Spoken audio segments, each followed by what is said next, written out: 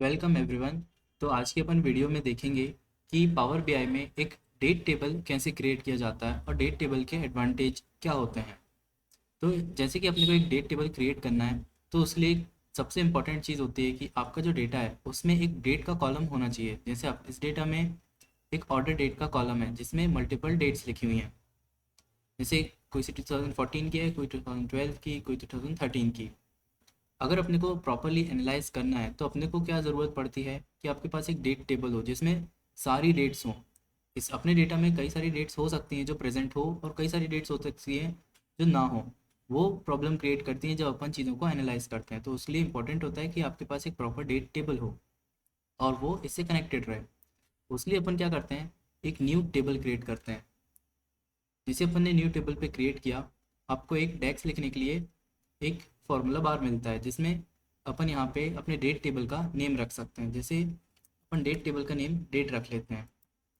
और इसमें date table create करने के लिए अपन कौन सा फंक्शन इस्तेमाल करेंगे, अपन कैलेंडर फंक्शन का इस्तेमाल करते हैं।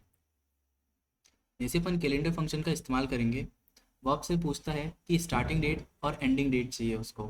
तो अपने डेटा से अगर स्टार्टिंग डेट आपको लेनी है तो या तो अपन डायरेक्टली उसे डेट दें, या फिर इसे डायनेमिक क्रिएट करने के लिए अपन क्या करते हैं कि ऑटोमेटिकली अगर अपने डेटा में कोई नई डेट ऐड हो या रिमूव हो तो वो ऑटोमेटिकली अपने डेट टेबल में भी चेंजेस करे। इसलिए अपन उससे मिनिमम डेट लेते हैं। मिनिमम डेट क्या करेगा, सबसे स्टार्टिंग की डेट उससे निकाल के देगा। जैसे अपन ने मिन फंक्शन का लिया और इसमें क्या लिया, अपने डेटा टेबल के अंदर से कौन सा कॉलम लेना है अपने को, ऑर्डर डेट का। तो इससे सबसे स्टार्टिंग की डेट निकाल के दे देगा। और एंड डेट के लिए अपन क्या कर सकते हैं, मैक्सिमम फंक्शन का इस्तेमाल कर सकते हैं। जैसे अपन ने मैक्सिमम फंक्शन का इस्तेमाल किया और इसको क्या दे दिया,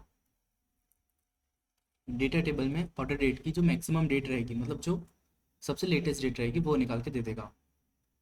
जैसे अपन एंटर करेंगे तो ये अपने को एक डेट का एक कॉलम क्रिएट कर देता है जो कि सबसे स्टार्टिंग डेट से हर एक दिन की एक डेट दे देगा अपने को। जैसे 8, 9, 10, 11, 12। ये अपने को बहुत हेल्पफुल होती है जब अपन डेटा को एनालाइज करेंगे। अब अपने पास एक डेट का कॉलम मिल गया, इसको अपन फॉर्मेट कर लेते हैं। अपन को सिर्फ डेट टाइप का डेटा टाइप चाहिए और इसकी फॉर्मेटिंग में अपन क्या कर लेते हैं, DDMMYY को सिलेक्ट कर लेते हैं। अब अपने पास डेट का कॉलम आ गया। अब अपन को इसमें मल्टीपल कॉलम्स ऐड करने हैं। जैसे अपने को एनालाइज करना है ईयर वाइज, मंथ वाइज और डेट वाइज। तो उसके लिए अपन क्या कर सकते हैं, नए कॉलम ऐड कर सकते हैं। उसके लिए अपन कहाँ जाएंगे, अपन होम टैब पे जाएंगे और न्यू कॉलम सेलेक्ट करेंगे।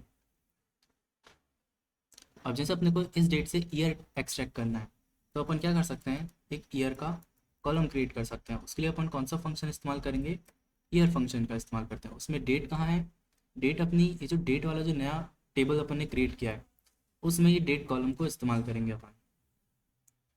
उसमें डेट टेबल के अंदर डेट कॉलम का इस्तेमाल करेंगे। जैसे अपन एंटर करते हैं, वो अपने को पर्टिकुलर डेट का ईयर एक्सट्रैक्ट करके दे देता है। ऐसे अपन मंथ के लिए भी कर सकते हैं। तो उसके लिए अपन ने क्या किया, एक न्यू कॉलम को ऐड किया और इसमें क्या कर सकते हैं, अपन मंथ लिख सकते हैं। उसके लिए अपन कौन सा फंक्शन इस्तेमाल करेंगे, मंथ फंक्शन का। मंथ फंक्शन को भी डेट चाहिए, तो वो कहाँ से लेते हैं, अपन डेट में से डेट कॉलम से लेंगे अपन।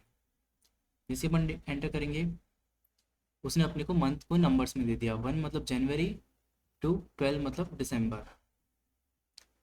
फिर एक और जैसे अपन को न्यू कॉलम ऐड करना है, ये किस लिए करना है, पर्टिकुलर डे के लिए। तो इसके लिए मैंने डे लिखा और डे फंक्शन का इस्तेमाल किया। इसमें अपन ने डेट कॉलम में से डेट प्रोवाइड कर दी उसको। उसने क्या किया, हर एक डेट की डेट एक्सट्रैक्ट कर ली। अपन इससे वीक का पर्टिकुलर डे भी निकाल सकते हैं। वो कैसे करेंगे, अपन एक नया कॉलम क्रिएट करेंगे और इसमें कर सकते हैं अपन वीक। और उसके लिए कौन सा फंक्शन अपन करेंगे, वीक डे के लिए। इसमें दो आर्ग्यूमेंट्स मांग रहा है, एक तो डेट, कौन सी डेट चाहिए, और उसका रिटर्न टाइप। तो डेट तो अपनी डेट कॉलम में से डेट रहेगी, और जो सेकंड रहेगा उसमें बोलता है कि संडे को 1, मंडे को, या फिर मंडे को 0 से स्टार्ट करना है। अपन चूज़ करते हैं मंडे को स्टार्टिंग करें और संडे को 7 रख लेते हैं और ब्रैकेट क्लोज कर देते हैं। ये बताएगा वो पर्टिकुलर वीक डे कौन सा था। जैसे 7 मतलब संडे था और यहाँ पे इस डेट में मंडे था। अपन एक पर्टिकुलर उसका कौन सा नंबर ऑफ वीक है उस ईयर का वो भी एक्सट्रैक्ट कर सकते हैं। वो कैसे करेंगे, अपन एक न्यू कॉलम क्रिएट करते हैं और उसमें नेम दे देते हैं वीक ऑफ द ईयर। उसमें अपन कौन सा फंक्शन इस्तेमाल करते हैं, वीक नम का। वीक नम क्या करेगा, वो पर्टिकुलर ईयर का वो कौन सा नंबर ऑफ द वीक है वो रिटर्न करता है। उसको भी अपन ने क्या दिया, डेट कॉलम से डेट दे दी और रिटर्न टाइप क्या किया, begins from Sunday, begins from Monday, अपन ने 11th वाला दे दिया। जैसे अपन करेंगे उसने अपने को उस वीक का नंबर दे दिया कि उस डेट का कौन सा नंबर है। इसमें अपन देख सकते हैं ये 15th, ये 14th, ये उस ईयर का 14th वीक था इस डेट में। और ऐसे अपन क्या कर सकते हैं, अब अपना जैसे डेट कॉलम तैयार हो जाता है अब अपन इस डेट कॉलम को अपने मेन डेटा से कनेक्ट कर सकते हैं। वो अपन कहाँ से करेंगे, अपन मॉडल व्यू से करते हैं। इसे अपन मॉडल व्यू पे जाएंगे, अपन देख सकते हैं कि अपने पास अपना डेटा है और उसके लेफ्ट तरफ अपना जो नया अपन ने क्रिएट किया डेट कॉलम है।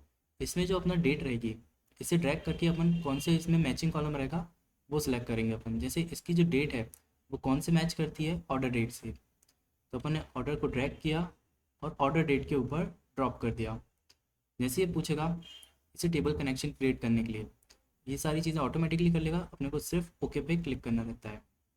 जैसे अपन ओके पे क्लिक करेंगे इन दोनों के बीच में कनेक्शन हो जाता है और इस कनेक्शन को अपन अब अपनी रिपोर्ट्स पे इस्तेमाल कर सकते हैं। जैसे कि ये जो अपने डेट टेबल से अपने को ईयर वाइज सेल्स देखनी है तो अपन ने